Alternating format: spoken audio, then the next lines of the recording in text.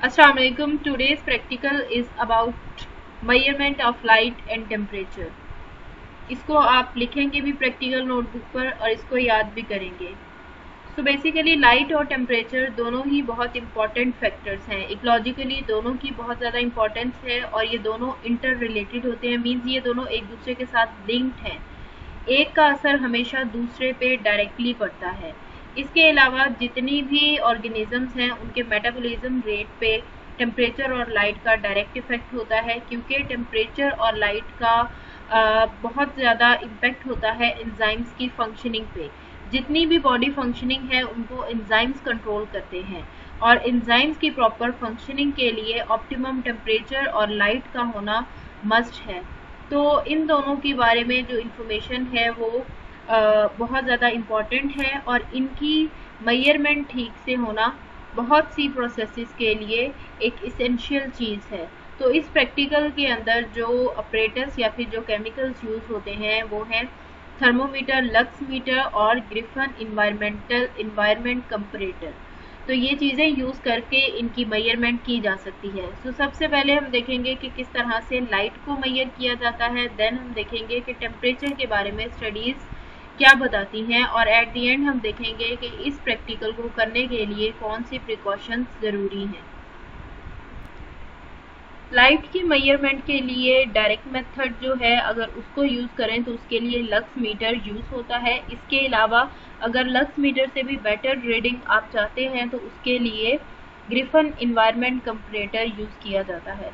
सबसे पहले देखते हैं कि अगर कोई पर्सन लक्स मीटर यूज़ कर रहा है लाइट की क्वांटिटी मेजर करने के लिए, तो उसको हम कहते हैं कि वो डायरेक्ट मेथड यूज़ कर रहे हैं, क्योंकि लक्स मीटर से डायरेक्टली सनलाइट को मेजर किया जा सकता है कि सनलाइट की कितनी अमाउंट आ रही है। जैसे कि क्रिकेट मैचेस वगैरह होते हैं तो वहाँ पर ग्राउंड होता है, लाइट इंटेंसिटी जो है उसको कंट्रोल करना बहुत ज़्यादा ज़रूरी होता है ड्यूरिंग गेम।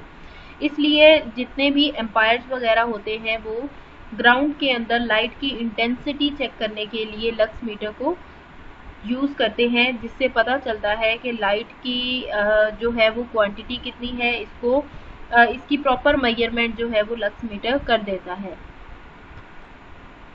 लक्स मीटर को यूज़ करते हुए एक प्रिकॉशनरी मेजरमेंट ये भी होती है कि प्रॉपर किस्म के फिल्टर्स यूज़ किए जाएं ताकि लक्स मीटर से आने वाली जो रीडिंग है वो और भी ज़्यादा एक्यूरेट हो सके। इसके अलावा अगर लक्स मीटर यूज़ नहीं करना चाहते और उससे भी ज़्यादा सोफिस्टिकेटेड मेथड यूज़ करना चाहते हैं तो उसको कहा जाता है ग्रिफन इन्वायरमेंट कंपैरेटर। इसको यूज़ करते हुए लाइट इंटेंसिटी जो है वो फाइंड आउट की जा सकती है मोर एक्यूरेटली।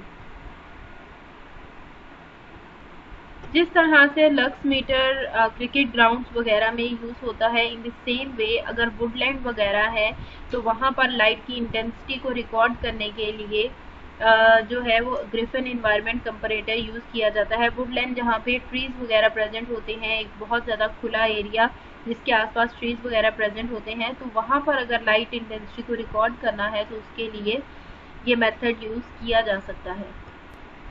जहाँ पर लाइट की इंटेंसिटी फाइंड आउट करनी हो उसी डायरेक्शन की तरफ इंस्ट्रूमेंट के जो सोलर सेल्स होते हैं जो कि हेल्प आउट करते हैं इंस्ट्रूमेंट की वर्किंग में और लाइट इंटेंसिटी को फाइंड आउट करने में, तो सोलर सेल्स की डायरेक्शन भी सेम उसी तरफ करनी है जहाँ पर आप फाइंड आउट करना चाह रहे हैं। इसके अलावा जब आप कोई भी एक्सपेरिमेंट करते हैं तो आप सिर्फ एक रीडिंग नहीं लेते। उसकी रीज़न ये होती है कि डिफरेंट रीडिंग्स ली जाती, क्योंकि कोई एक आधी रीडिंग में एरर आ सकता है, तो इसलिए डिफरेंट रीडिंग्स ली जाती हैं और फिर जितनी भी 3, 4, 5 रीडिंग्स आप लेते हैं या तो वो सेम आती हैं या फिर उनके अंदर माइनर सा पॉइंट्स में डिफरेंस आता है, 1-2 डिजिट्स का डिफरेंस आता है। तो उसके बाद जब आप 3-4 रीडिंग्स या 4-5 रीडिंग्स ले लेते हैं फिर उनकी मीन वैल्यू निकालते हैं, तो वो जो मीन वैल्यू होती है फिर हम उसको एक्सपेरिमेंट में लिख लेते हैं और उसको नेक्स्ट अपनी फर्दर स्टडीज़ के लिए यूज़ करते हैं। इन द सेम वे इस एक्सपेरिमेंट में भी यही होता है कि डिफरेंट जो ग्राउंड से जितनी भी प्लांट्स की हाइट है, ये चीज़ ध्यान रखनी है कि जितनी भी रीडिंग्स ले रहे हैं वहाँ पर हाइट जो है वो आपकी कांस्टेंट रहे, मीन सेम हाइट पे आप रीडिंग्स लें। क्योंकि एक एक्सपेरिमेंट के अंदर आप हाइट को सेम रखेंगे। अगर आप हाइट चेंज करेंगे तो वो फिर डिफरेंट लैंड्स को आप अगर आपस में कंपेयर करना चाह रहे हो तो वहाँ पर फिर आप मतलब एक वुडलैंड है उसके साथ आप किसी दूसरे वुडलैंड की रीडिंग को कंपेयर करना चाह रहे हो, तब हाइट का डिफरेंस आ सकता है। लेकिन अगर आप सेम वुडलैंड के अंदर डिफरेंट रीडिंग्स ले रहे हो सेम एरिया के अंदर, तो फिर आप हाइट जो है उसको हमेशा सेम रखोगे। एक वुडलैंड होता है और एक होता है स्क्रब। स्क्रब होता है ऐसा जंगल जहाँ पे झाड़ियाँ वगैरह प्रेजेंट होती है, तो यहाँ पर भी इसके अंदर भी आप इसको यूज़ कर सकते हैं। जब आप डिफरेंट रीडिंग्स कलेक्ट कर लोगे उसके बाद आप ये करेंगे कि आप इन सब का एक मीन वैल्यू निकालेंगे और जो आंसर आएगा उसको स्टैंडर्ड वैल्यू जो है आप कंसीडर करेंगे। जैसे अगर आप डिफरेंट साइड्स की कर रहे हैं तो वहाँ पे हाइट में वेरिएशन आ जाएगी, फिर आप उसकी मीन वैल्यू निकालेंगे और फिर उसकी जो स्टैंडर्डाइज वैल्यू आपके पास आएगी आप उसको कंसीडर करेंगे। तो ये था लाइट की क्वांटिटी को मेजर करने का मेथड, जिसके अंदर लक्स मीटर को भी यूज़ किया जा सकता है और डिफरेंट इन्वायरमेंट कंपैरेटर को भी यूज़ किया जा सकता है, और इनसे आप अच्छे से लाइट इंटेंसिटी फाइंड आउट कर सकते हैं। उसके बाद आ जाती है टेम्परेचर की बात, कि अगर टेम्परेचर स्टडीज़ की जाए तो उसको किस तरह से किया जा सकता है।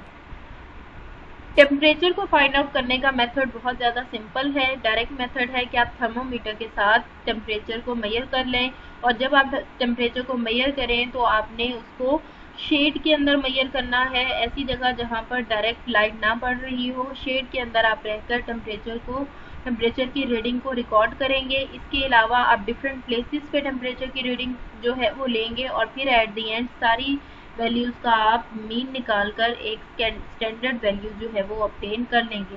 तो टेम्परेचर को मेजर करने का बहुत ही सिंपल मेथड है कि आप थर्मोमीटर यूज़ करके टेम्परेचर मेजर कर सकते हैं। और टेम्परेचर मेजर करते हुए हाइट जो है उसकी वेरिएशन ज़रूरी है कि आप डिफरेंट हाइट्स पे टेम्परेचर को मेजर करें और फिर एट द एंड उसकी वैल्यू जो है वो कैलकुलेट करें। तो ये सिंपल से मेथड्स थे जिसके अंदर आपने देखा कि किस तरह से लाइट और टेम्परेचर को मेजर किया जाता है और कौन सा अपरेटस इसके लिए यूज़ किया जाता है और इसका ऑब्जेक्टिव क्या है, प्रोसीजर क्या है और प्रिकॉशंस क्या है।